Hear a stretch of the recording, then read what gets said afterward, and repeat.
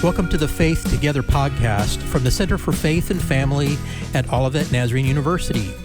If you believe that passing down Christian faith is essential for the next generation, you are in the right place. Enjoy conversations with guests who are faith practitioners, parents, caregivers, pastors, counselors, and many more. You'll enjoy practical tools and community for passing down Christian faith to your children and grandchildren. Well, hello and welcome to the Faith Together podcast. It is good to have you with us today, and we hope that as we share with you things that we are doing as part of this podcast, it will be beneficial to you. I am Leon Blanchette, and I want to welcome you today and welcome you too, Lindsey. Thanks for joining us. Yeah, great to be here, Leon. You know, this has been, we're wrapping up the B.L.E.S.S series, right? We are. This is our final episode of the Be a Blessing series. Yeah, and for those who might be joining us either for the first time or kind of at the end here of our series, we've been working through a book in particular called B.L.E.S.S by Dave Ferguson.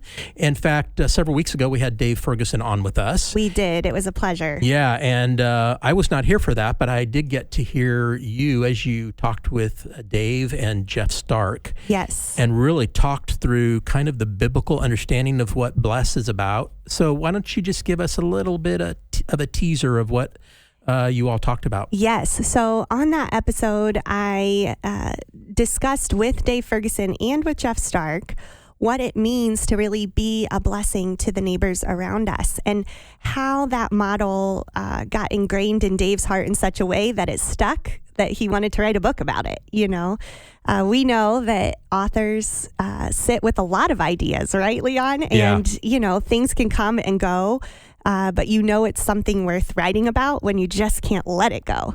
And Right. So one of the things I asked Dave about was, you know, how did this come to be? And he began to just share how he was seeing his neighbors, those people in his closest community, becoming friends.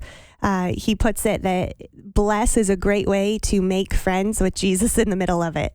And he wanted his church to have what he calls handles, easy ways, tangible ways to just pick up their faith and take it to where they are. And he felt like B.L.E.S.S was a great handle for that.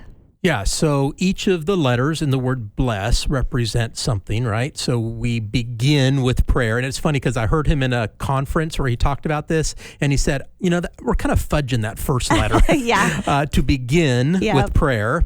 And then the second is to listen. And, you know, listening is an interesting thing. All of us listen, but we know there's a difference between like listening with our ears and paying attention or listening with our heart. And so this is really a challenge that as you are encountering people, that you really listen, deep down listen. My go-to is when I am listening to someone, I am listening for the purpose of giving advice. That's my natural go-to. So when students are in my office and they're sharing about an issue they're having, while they're talking, my mind's spinning as I'm thinking about ways that I can help them with that. Now, being married has really helped me with this concept because I learned many years ago, and I think I'm still learning, that when my wife shares her stories of life with me, she is not looking for me to give her advice. So men out there who might be listening, if you haven't learned this yet, learn it. So listening to listen and to have empathy and to learn about the person as a result of that listening moment. And then eating together, which of course is an easy one. E is for eat, and we all have to do that. And there's something that happens over the table. And Lindsey, you and I have talked about this in other episodes and other series. We have. Where we've talked about the importance of eating a meal together and even kind of what we learned from the Hebrew culture. Yes. About the importance of a meal. And when we look at the life of Jesus, we see Jesus having meals with people he shouldn't have meals with. But he does that to get to know them, for them to get to know him. And this is a great opportunity as parents for us to take seriously that eat moment with our kids, but also with people who we are praying for who may not know Jesus. Yes, I loved in the B.L.E.S.S book, I believe it was a quote from N.T. Wright, that when Jesus wanted to share the most important message with his closest friends, he didn't do it in a synagogue. He did it at the table. He did. He did it at the table. Yeah, and if we take that one step further, the most significant thing he did at the end of his life before his death and resurrection was to eat a meal, the Passover meal, with his disciples. Yeah. Yeah. And of course, we've talked about that experience on our podcast as well, and I won't get sidetracked by that because I'm just intrigued by all the things that Jesus does during that ceremony, including the washing of his disciples' feet and other things that he did. That's so powerful. That made a difference in their lives. Yeah, and then the first S is to serve. And so one of the things that I've really picked up on is this idea that if we listen well, then we know how to serve in response to what we have heard. Oh, that's good. So instead of serving like what is comfortable for me for a person, I instead think about what did I hear their need is, and then how do I serve them in that way? And so, and Dave made a connection in our conference about those two letters, which I think is really good. And then, of course, the final S is to share our story. And that story can be our salvation story. It can be how God has been with us through a difficult situation, how he has healed us, whatever the story might be that the person we're sharing with needs to hear. So I'm also learning not to go with a preconceived idea of what story I want to tell them, but of all the stories of my life, which one will meet them where they are right now. Yeah. So they will learn about God's love and activity in their lives. Yeah. Again, having that listening posture of not only listening to them, but listening to what the Spirit is saying in prayer as you're with them. Yeah, so that's a little overview of those 5 letters. So I'm really interested, Lindsey, in what takeaways you have. Yeah, so I have 2 takeaways. One is more broad, that includes all the letters, and then one is more specific to one letter. Okay. So I'm going to start with the broad, the overarching picture. So we've been in B.L.E.S.S for a while, as we've been talking about. This is our fourth session, episode. Right? Yeah, 4th episode, but also I've been exposed to the book over the last year, and we've been able to just learn a lot about these 5 practices. And here at Olivet, we also have what we call abiding habits, which are practices for living a life with God. And Antonio, our chaplain, shares a lot about the abiding habits being, internal habits and external habits. And then there's certain habits that kind of sit in both the internal and the external. Mm-hmm. And so for me, I've been thinking about those categories with the B.L.E.S.S acronym of begin with prayer and listening, really being those internal habits that we practice with one another, that we're listening to the Lord in prayer, we're praying for others, and we also are listening to them internally, putting them first before our own thoughts. And then I see eat as kind of that space between the internal and the external. It's the open door, it's the hinge that takes us out to the externals of serve and share your story. And so I guess just thinking of it in those categories has really helped me to identify which practice I need to center myself on based on the spaces that I'm in. Am I in an external space where I'm serving and sharing a story? Am I in an internal space where I have a little bit more quiet time with the Lord or with one other person, And so those categories have really just struck me over the last couple of weeks as I've thought about it. That is extraordinary insight. I had not considered them that way, but that brings a whole new meaning for me. So thank you for that. That's great. Of course. And so the letter that I feel, Leon, has really stood out to me, I think Now, Dave Ferguson could disagree with me, but this is my opinion, okay? I think it could be the glue that makes all of this work. And it's the E. It's the eating. Yes. The middle part of this blessed sandwich brings it all together is that space of connecting with others around the table. And here's why I have been thinking about that. I'm going to share just a little personal story. My great aunt didn't know Jesus for a long time until she was in her 50s. My grandma met Jesus in her 50s, and she led her sister, my great aunt, to the Lord. And in their pursuit of Jesus later in life, that is what led me to the place that I am in my faith. Like, if they wouldn't have met Jesus at the time that they did in their life, I wouldn't be here today living the life that I am. And so I reflect on and think about their lives quite a bit.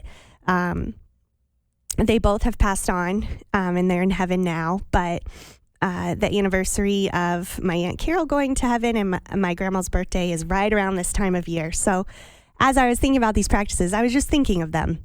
And I was thinking about what was so evident in them as they shared their faith with others. And my aunt, she didn't know how she would share her faith with others because she was home a lot of the time because she had 2 special needs children. And my great uncle was also very sick. And so she had to take care of all of them. She was a huge caretaker. And her and her special needs children, they would do pie baking together to pass the time.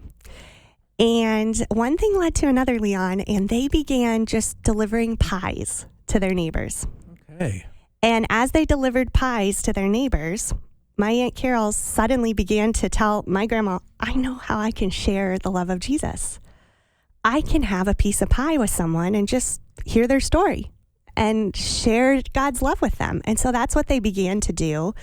One thing led to another. One delivery of pies led to like 10 more, which led to, I need your pie at my family reunion. It's amazing. Her famous one was apple, but she could make anything. Yeah, wow. And now, she's still known as the Pie Lady in Northwest Ohio. Her pies went on to be sold at bakeries all over the region. Wow. She and her 2 children would bake 70 to 80 pies a day at home.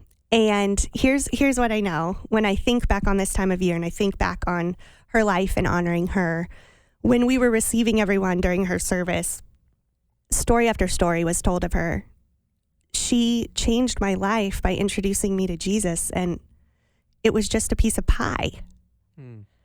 And so when I think about that, I don't want to lose sight of that as part of my own legacy, but also as part of being a part of God's family and meeting people right where they are, and knowing that that act of sharing pie with others, it left a huge impact on the community around her, but it also left an impact on her own family and on her. Yeah. Wow. Yeah. That's amazing. Yeah. There's something about eating a meal, or it doesn't have to be meal. It could be a piece of pie. Right. But eating together puts down the inhibitions. Yeah. And I remember the day her service had come to close and all my cousins, we were all together. And one of my cousins said to the rest of us, what's your pie? Like, what are we going to leave this space with to say that we're going to step into to share the love of Jesus, whatever that looks like? And Leon, I wish I could tell you I'm a pie baking prodigy, but I'm not. I wish I could tell you I was, but I'm not. But, it just makes me realize, like, okay, what do I have right in front of me that can be used to show the love of God to others? Because it's there. We just need to recognize it. Yeah, that's good. I like that a lot. Yeah. What about you? What stood out to you? Well, a few things. First of all, I think this is really a simple tool. It is. A lot of the parts of this blessed model are intuitive. They're kind of simple, really. And so what I have found is this makes me be a bit more intentional. I love It makes me think about it. So God has created us to bless us and for the purpose of us being a blessing to others. We go back to the story of Abraham. Right. Here's what I'm doing for you, Abraham, and I'm not doing this for you to keep it for yourself. I'm doing this for you so that you can turn around and be a blessing to the world. Yes. And that challenge, that call has not changed. And so we see it in the Great Commission, and when Jesus says, go and make disciples. Yes.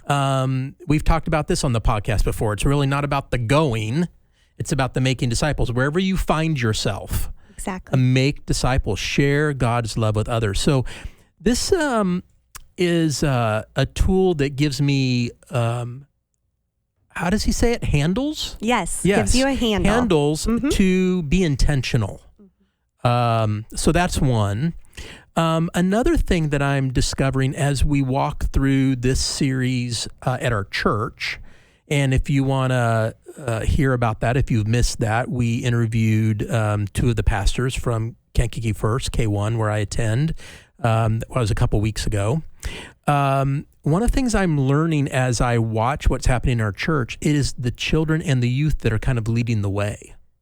So Dave and Jenna shared stories with us about things that the children and the youth are doing and the way that they're serving, the way that they're inviting their friends to church, praying for them, putting their name on a whiteboard, all of these kinds of things. And really, they're serving as models for the adults in our congregation, which I think is great. It has also inspired me to be more intentional about sharing God's love with other people. Now, I'm a pastor and I'm a professor. You'd think that would just come naturally, but it doesn't. And I think it's really easy to buy into the newer way of evangelism, which is kind of like, I'm going to live my life before you like a Christian so you can see Jesus in the way that I live. And while I think that's really, really good, I think it can also be a little bit of a cop-out. So I don't actually have to talk to you about Jesus. I just treat you like Jesus would treat you. But I'm also finding that other people do that as well that are not followers of Jesus. And so while the way we live our lives is important for people to see, I think we also need to be sharing his love in a verbal way with others. Yeah, I appreciate that, Leon, because that challenges me too, because I think about the intentionality it took from, the story I shared about my aunt, but also just the intentionality of these practices. Like if you just do them to do them and you don't explain why, and you don't take that time to share who Jesus is and why he matters to you, then it's just another nice thing to do, Yeah, And so right. I appreciate that point. Yeah. Well, that kind of wraps up our B.L.E.S.S series, right? It does. And the B.L.E.S.S series has been a blast, hasn't it? It has. It has. It's been good. Thanks for sticking in with us, everybody. And we hope that it will just continue to live in your hearts and in your minds as you look to your neighbors and your families to be a blessing. Yeah. But don't tune us out yet, because we have some other things to share, right? We have some other exciting updates to share. Yeah. So most of you probably know, and if you don't know, here's some new information for you. This podcast is part of the Center for Faith and Family that is a part of the School of Theology at Olivet, and I am the director of the Center for Faith and Family. I'm just honored and privileged to have that role. And the center has a purpose. So a little bit of background, in case you're not aware. 2 years ago, we received a $1.3 million grant from Lilly Endowment for the purpose of equipping parents to pass their faith to their children in effective ways. And so there's been lots of research done on this, and all the research says that parents have very good intentions. They love their kids. They want them to be followers of Jesus. But life gets busy. They're not really sure exactly what to do. So we go to church on Sunday, which is really important, and we try to do our best to live as Christians the rest of the week, but we don't, or there's no intentionality. Back to that word again. Yeah. Right? Yeah. And so the goal of the Center for Faith and Family is to be intentional, help parents be intentional, not add more things to their plate, but be intentional about the things that they're already doing. And so that's why we have this podcast, and we've created a website and all that kind of stuff. I'll share a little bit about that in a moment. Lindsey, do you know there are 2 grants they've given out? There are. Yeah, there is the Christian Parenting and Caregiving Grant, which is the one that we have. Yep. And then the other one is the Nurturing Children Through Worship and Prayer. Right. Which we were hoping to get, but we didn't. We did not. Yeah, we did not get that grant. But here's the exciting thing. I found out that they were giving out 60 additional grants in that plan, the Nurturing Children Through Worship and Prayer. And 550 organizations applied for those 60 grants. Wow. Yeah. And while I was sad that we didn't get it, and I think part of the reason we didn't get it is because we already had one from them and they wanted to give it to other people, which I think is great. The fact that there's 550 organizations out there that want to help parents learn how to best nurture their children through worship and prayer, I think is fabulous. So encouraging. And so we're going to do some of that as a part of our grant anyway. So even if we didn't get that particular grant, there's some things about that I think we're a part of. Oh, yeah. Yeah. Most definitely. So we had the privilege of attending an annual gathering. Annual gathering of all grant recipients. Yeah. Both the Christian Parenting Initiative and Nurturing Children Through Worship and Prayer. Yeah, and we found out there's a total of 260 recipients of these $1.3 million grants. Do that just math. Boggles my mind. Wow. Yeah. So Lilly Endowment really believes, their religion division of Lilly Endowment really believes in what we're doing. And they're willing to put the money behind it. And so we're really excited to be a part of that. So what were your takeaways from that event? Oh, wow. I mean, I feel like my takeaways could be a whole episode, Leon, but I will summarize.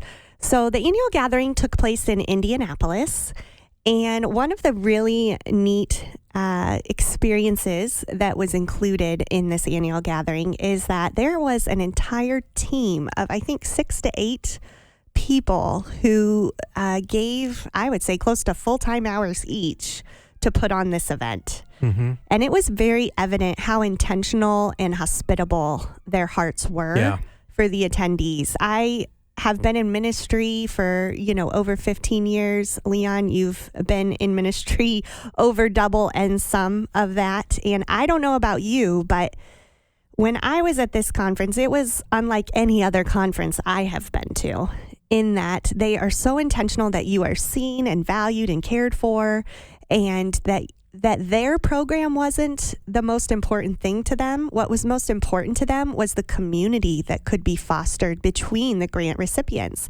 So I really appreciated just the space they created for community building, whether it was at, the delicious dinners that we were able to have with other organizations doing some of the same work, but also different work. Yeah. I appreciated the tables that we sat at in main sessions. We didn't sit in rows and chairs. We sat in circles, and we were able to speak into one another's projects and encourage one another and pray for one another. I appreciated the space they set up as a place of prayer. There was a room called the Playground. Yeah. So cool. It was just filled with worship as response stations so that you could go and have a quiet moment and pray. So that was something that really ministered to my heart, was the posture they took to create space for us to build community with one another, with the Lord, and then to, of course, learn and come back inspired. Yeah, I was inspired as well, and all of what you said, I agree with. It was fabulous. Some of the things that stood out to me was that the number of people who are serious about helping parents equip their kids to be spiritual giants. Yeah, because you can feel alone in this work. Yeah, and the cool thing about it was this how different the projects were. Yes, everybody very diverse. Had their unique niche that they were trying to help parents with. And then the idea of some of these projects like working together. Yes. So like you and I talked to a couple different project leaders who were doing things with special needs kids, which was really helpful for us as we listened to I should rephrase that. children with special needs. Yes. I'm really, that's become a little pet peeve of mine. I can't believe I just said it the way I did. I think I did it too earlier when I was telling the story of my family, and I don't mean to do it either, but it's part of our culture. Kids as special needs kids, we don't want to say putting that. the wrong identity on them. Yeah, they are children of God, and they are children who have special needs. Yes. And so these organizations are really trying to address that, helping parents know that it's a struggle for parents, especially when it comes to church and other things as well.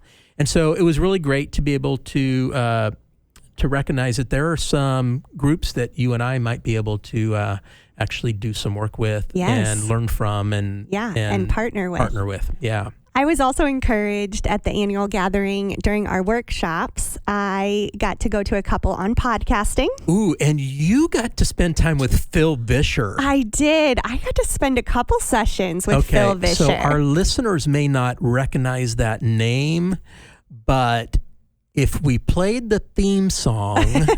If you like to talk to tomatoes. I won't sing, if a squash can make you smile. Yeah, so Phil Vischer is the creator of VeggieTales. Yes. And so you got to be in a couple workshops with him, right? I did. And it was fabulous because the way they set up the workshops, they were very personal, so that you weren't in a room of, 50 people. There really was about 15 to less than 20 of us there. And so we were able to talk with Phil to hear about what's happening out in the world for kids media. Was wonderful to hear, and how to use media to help families rather than harm.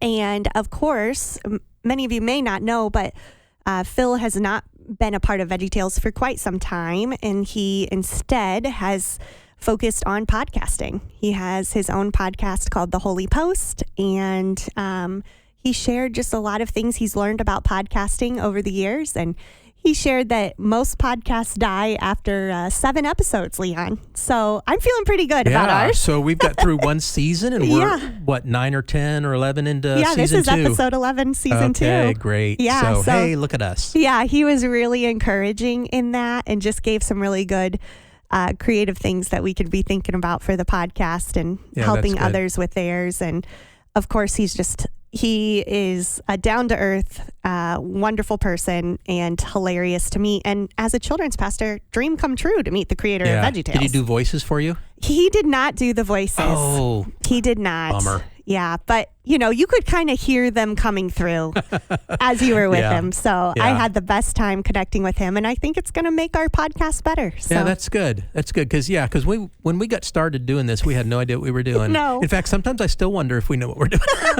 We're learning as we go. That's for sure. So that's great. Well, let me just tell you what we're up to these days in the center and what we're doing. Okay, of course, this podcast, and this is kind of where we started. So we're in year 2 of our grant. It's a 5-year grant, and we're finishing up year 2. And the real focus really of the next 3 years, and we're doing it in one step at a time, is online, video-driven curriculum that parents can use in small groups, whether that's a Sunday school class at church or a small group of parents that meet in a home, or really any kind of environment where there's parents that want to learn how better to pass their faith to their kids. So some of the themes that we've used on our podcast are now actually becoming curriculum.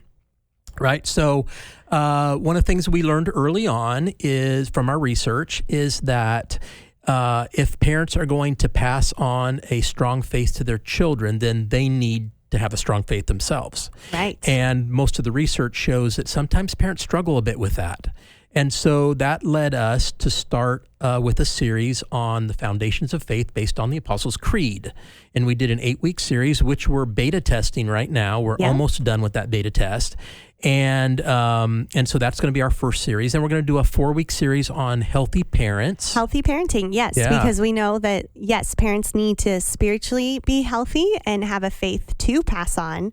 But we also need to look at being healthy holistically, mentally, emotionally, physically. And so we're going to talk about those elements, specifically attachment, healthy attachment with your children, in our 4-week healthy parenting series. And that curriculum will be presented by Dr. Amanda Chorak and Dr. Don Schwarzkopf that were friends of the podcast last season. So looking forward to having them a part of that. So that'll be a 4-week series. 4-week. Yep. And then our next 4-week series is going to be fabulous. Yeah. So Arlene Pellicane, who we had on here on a webinar, actually. Yes, and she was on the podcast. Both. So Arlene wrote a book with Gary Chapman called Safe Kids. Screen Kids. Sorry. Yes. Thank you. Screen Kids. And both of us were intrigued by that book.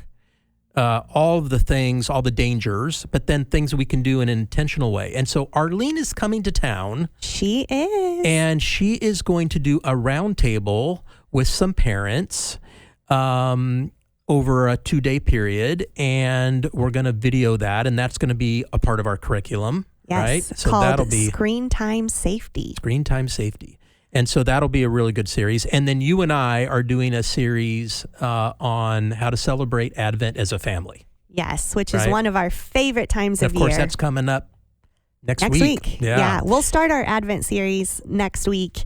Advent doesn't officially start for 2 more weeks. Yeah, so we're going to start a week early to give parents information so they can then do it when the week comes, right? That was our thinking on that. Yeah. So those 4 the plan is those 4 are going to be written, recorded, and then made available on our website beginning the first of the year. Yes. And all of that is going to be free for anybody who wants to use it, all paid for through the grant. We're going to ask people to register their organization, and then we're going to give them the code, and they will have free access to all of the curriculum. So we wanted to release 4 series at once in case a small group of parents get together and they just want to keep going. Right.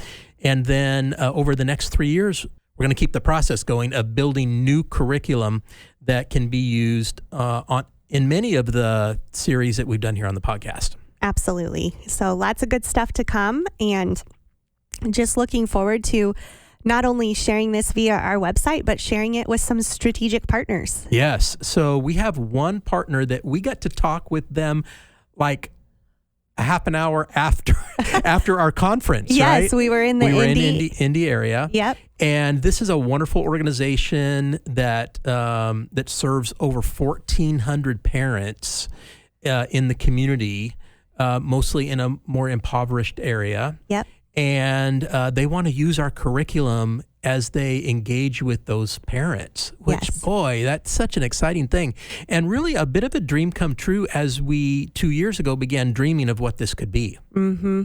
And so we expect there's going to be some other partners that we're kind of in conversation with that want to use the curriculum as well. So yeah, and we'll be releasing that information as it comes together and as those partnerships form. But we're also looking forward to sharing these resources of this parent curriculum with a couple different gatherings at the new year. Yeah, one being Children's Pastors Conference. Right. And that's a big deal. There's about, if I understand correctly, there's about 4,000 children's pastors from around the world that come to that conference in Orlando. We're going to have a booth there and talk about what we're doing.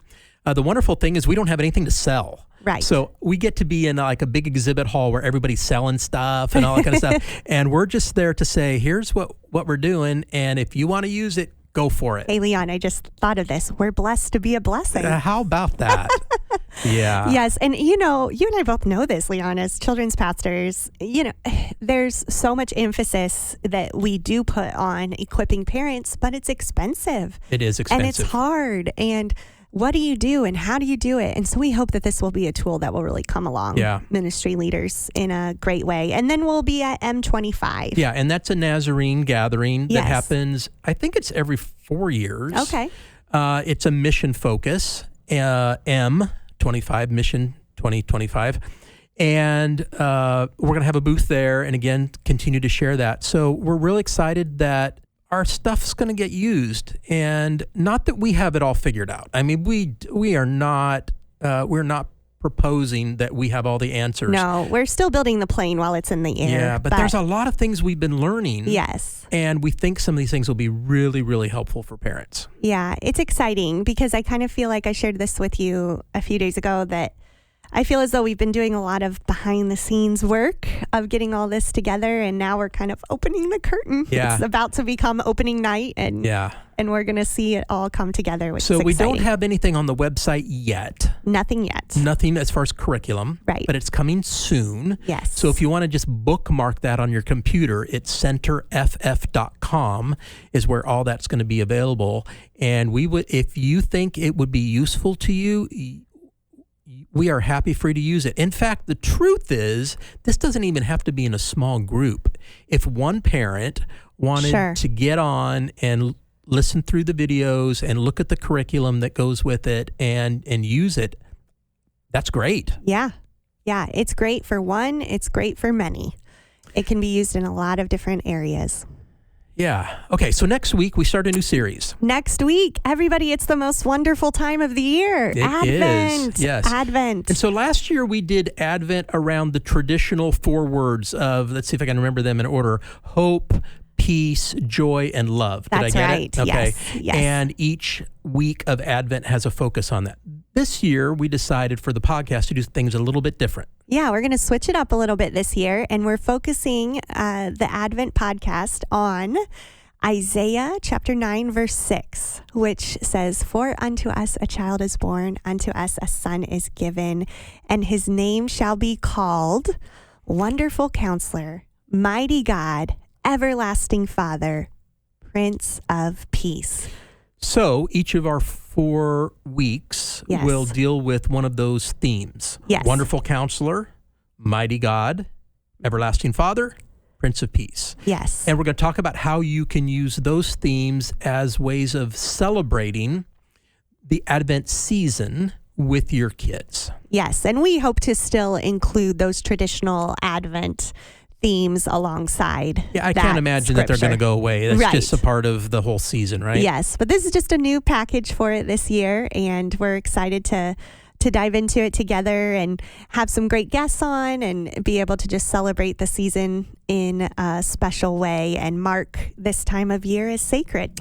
Yeah, and if you were with us last year when we went through the Advent series, you will remember it was quite fun. We read a book each episode that you brought in, and we had some guests, we had some parents and some kids in, and we just talked about all the fun things that are incorporated into the Advent season. Yes, it was a great time, and so we're looking forward to this year and bringing some of those traditions back, and maybe even trying a few new things as well. Yeah. So if you're new to our podcast today, thank you for joining us for the first time. If you're a seasoned listener to our podcast, that we are thankful for you. And thank you again for joining us. And we really hope that the things that we've shared have inspired you a little bit. I know today was a lot of review of things that we've been doing. So hopefully you're excited about that. And hopefully some of those tools will be of use to you as well. Please join us next week as we start our Advent series on Isaiah 9:6. May the Lord bless you, keep you, and give you peace. You've been listening to the Faith Together podcast from the Center for Faith and Family at Olivet Nazarene University. Sign up for additional resources at centerff.com. When building faith, we are better together.